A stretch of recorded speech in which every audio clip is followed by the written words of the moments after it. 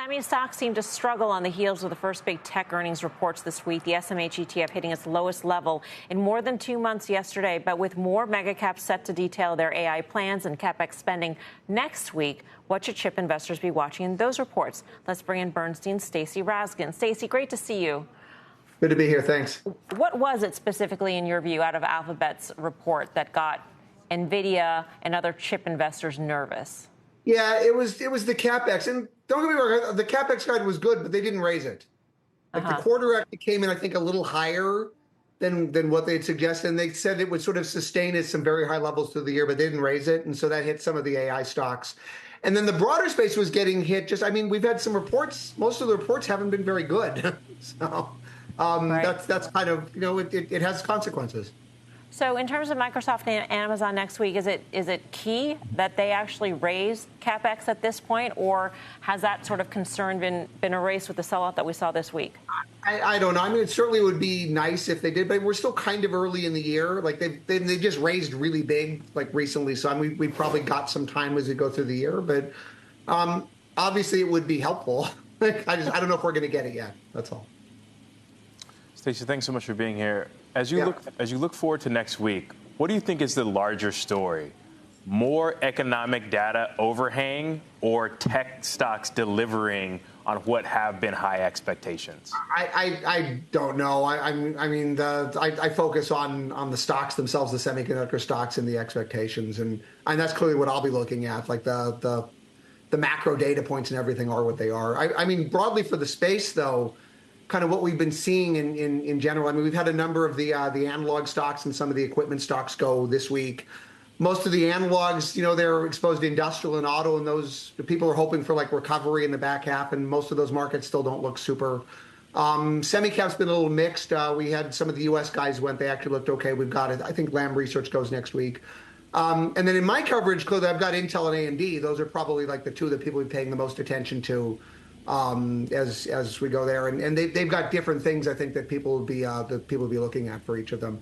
AMD, it'll be all around the AI guide. Intel's got all kinds of stuff that's going on there, PCs and servers, and the little bit of AI that they have, and margins, and just the broader foundry strategy and the process roadmap. Intel's juggling a lot of balls right now.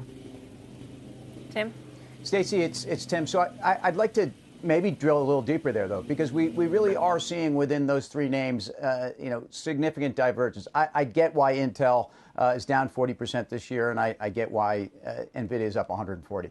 But AMD is down 5% on the year. Yeah. And again, from an analyst perspective, explain this to me, because they are supposed to be a clear number two. They have lagged significantly at a time when the markets even were more ebullient, I would say, on semis. Break that down real quick.